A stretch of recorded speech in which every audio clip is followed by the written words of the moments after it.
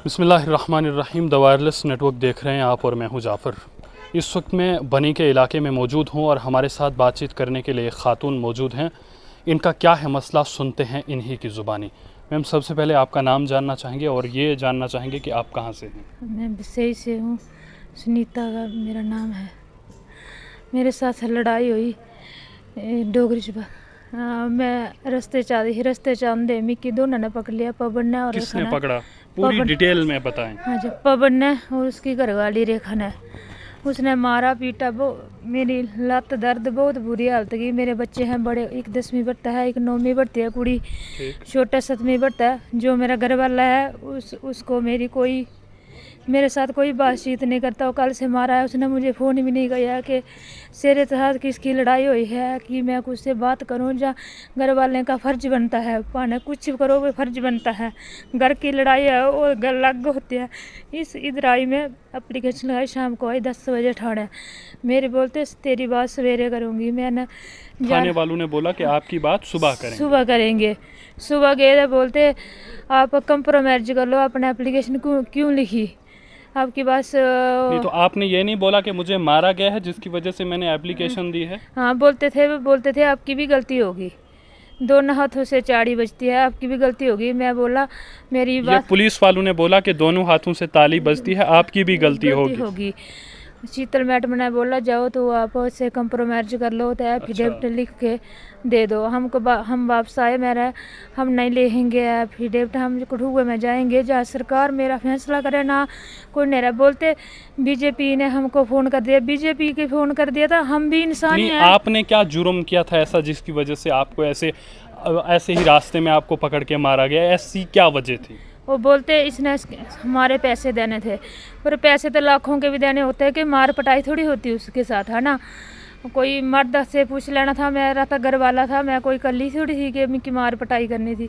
मैं निरी जलील हो गई। मेरा जहाँ फैसला करो, जहाँ सरकार मेरे बच्चे खर्चा दे, जहाँ मेरा गलती है मेरे जी में लाओ, तो जहाँ मैं से मिकी जहर दियो मैं मर गया। मैं निरी जलील। आप किसी रास्ते से गुजर रहे थे और अचानक से दो बंदों ने आपको पकड़ा और मारा। और यही आपकी एप्लीकेशन में भी लिखा हुआ है। पुलिस ने कहा कि आप जो है वो आपस में सुलह कर लो, कंप्रोमाइज़ कर लो। तो कसूर आपका कुछ नहीं था। आप यही बता रहे हैं कि आप रास्ते से गुजर रहे थे। तो पुलिस ने क्या बताया कि हम एप्लीकेशन नहीं लगाएंगे, एफआईआर नहीं लगाएंगे? पुलिस ने क्या कहा? पुलिस ने बोला आप कंप्रोमाइज कर लो, घरे चलिए, आपसे ऐसी लड़ाई होती रहती है, ऐसे बोला, भेज दिया। हमारा एप्लीकेशन संभाली नहीं, पर्चा कटे ही नहीं। अच्छा, पुलिस ने पर्चा काटा ही नहीं? अच्छा, तो इसके बाद आप क्या मुतालबा करते हैं? हाँ, मैं बोलती थी, मैं आ गई सुबह वापस। मैं बोला इधर नहीं मेरा पर्चा समय, मैं कठुआ जाऊंगी, उधर बात करूंगी, इंसाफ करो। सरकार इंसाफ करने लिए बना दिया, ऐसे थोड़ा कि कोई सेठ होगा उसके पास पैसे हो गए उसकी बात करेंगे, हमारे पास पैसे नहीं, हमारी बात कौन करेगा, है नी।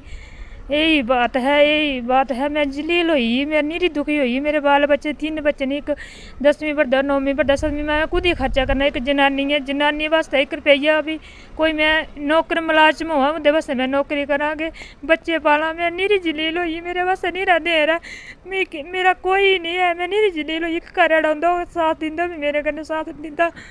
तुसी है मेरे भरा, मेरा साथ दियो, नहीं मिगी जहर दियो। मैं निरी जलील हुई। आप सुन सकते हैं कि किस तरह से इन्होंने अपनी फरियाद सुनाई है। तो वहीं पुलिस महकमा जो है वो इनकी एफआईआर नहीं काट रहा। पुलिस महकमे की ऐसी क्या मजबूरी कि वो एफआईआर नहीं काट रहे? रास्ते में किसी को पकड़कर उसको मारना, उसको ज़िंदगी जीने का हक है। और ज़िंदगी जीने का हक हिंदुस्तान के आइन में फंडामेंटल राइट के ज़ुमरे में आता है। और फंडामेंटल राइट जो है वो जस्टिसेबल थिंग्स हैं जिन पर कानूनी कार्रवाई होती है। तो पुलिस की ऐसी क्या मजबूरी थी? इन्होंने कहा कि उन लोगों का कहना है कि हम बीजेपी के लोग हैं। तो क्या बीजेपी के लोग हैं तो क्या वो लोगों से उनके जीने का हक छीनेंगे? क्या उनके बुनियादी हकूक़ छीनेंगे? कौन सी सरकार है ऐसी, कौन सा आइन है, कौन सा कानून है जो उन्हें रास्ते में किसी को पकड़कर मारने की इजाज़त देता है? तो जब आइन किसी को पकड़कर मारने की इजाज़त नहीं देता, आइन जब हर किसी शख्स को अपनी ज़िंदगी जीने का हक देता है, आर्टिकल 21 इंडिया के कॉन्स्टिट्यूशन का राइट टू लाइफ की बात करता है, तो हम ज़रा पुलिस को भी बताना चाहते हैं कि आप एफआईआर क्यों नहीं काट रहे, आपकी ऐसी क्या मजबूरी है कि अगर किसी के साथ जुल्म हो रहा है तो आप कह रहे हैं कि कंप्रोमाइज़ करो? क्या इंसाफ सिर्फ अमीरों के बीच होता है? क्या अगर कोई अमीर एप्लीकेशन लगाता तो उस पर तो पर्चा कट जाता? क्या गरीब और अमीर के बीच ये डिस्क्रिमिनेशन क्यों? कहीं ना कहीं ये आर्टिकल 14 और article 15 of the Indian constitution का भी वायोलेशन है। आर्टिकल 15 का वायोलेशन इस तरह से कि वेल्थ की बुनियाद पर, यानी पैसे की बुनियाद पर, गरीबी और अमीरी की बुनियाद पर तफरीक की जा रही है। कानून को संभालने वाले, कानून के रखवाले ही अगर इस तरह के काम करें, लोगों के बुनियादी हकूक़ के साथ खिलवाड़ करें, तो सोचो आम लोगों का क्या हाल होगा। Article 15 of the Indian constitution के वायोलेशन के हवाले से हमने आपको बता दिया कि गरीबी और अमीरी के बुनियाद पर तफरीक की गई, और आर्टिकल 14 इस तरह से कि कानून की नज़र में सब बराबर हैं। अगर इसी तरह से इन लोगों ने, अगर इस खातून ने उन लोगों को मारा होता तो शायद ये आज पता नहीं हवालात में होती या जेल की हवा खा रही होती। तो क्यों अमीरी और गरीबी के नाम पर तफरीक?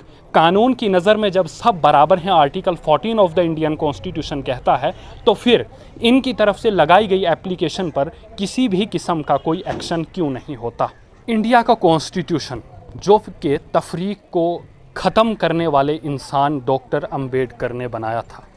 आप लोगों ने उर्दू की एक बुक तो पढ़ी होगी, 5वीं या 6ठी की एक बुक है जिसमें डॉक्टर अम्बेडकर का एक किस्सा है, जिसमें पानी को छूने पर एक निचली ज़ात के लोगों को पानी छूने की इजाज़त नहीं थी। एक दिन सुबह, ये महाराष्ट्र का शायद वाक़या है कि जहाँ पर तफरीक को ख़त्म करने वाला इंसान, जिन्होंने पानी को छूने की बुनियाद पर जो तफरीक उस इलाके में थी, उस तफरीक को ख़त्म किया। तफरीक को ख़त्म करने वाले इंसान का कॉन्स्टिट्यूशन की पामाली कर रहे हैं ये लोग। तो क्यों ना हम कहें कि कॉन्स्टिट्यूशन को पामाल क्यों किया जा रहा है? आर्टिकल 15, आर्टिकल 14 और article 21 of the Indian constitution का वायोलेशन हो रहा है। और अगर बात करें तो ये तीनों आर्टिकल्स फंडामेंटल राइट्स के ज़ुमरे में आते हैं, और फंडामेंटल राइट्स जो हैं वो जस्टिसेबल थिंग्स हैं जिन पर कार्रवाई होनी चाहिए। इसी के साथ दीजिए इजाज़त। खुदा हाफिज़।